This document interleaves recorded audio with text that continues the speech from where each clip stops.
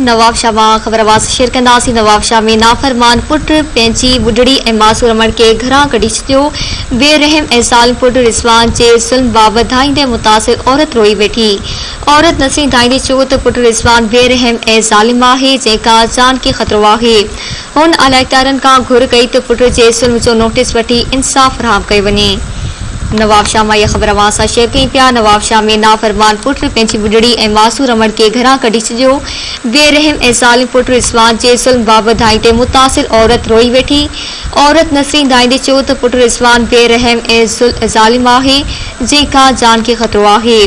हुन अलाइक़दारनि खां घुर कई त पुट जे ज़ुल्म जो नोटिस वठी इंसाफ़ फराहम कयो वञे।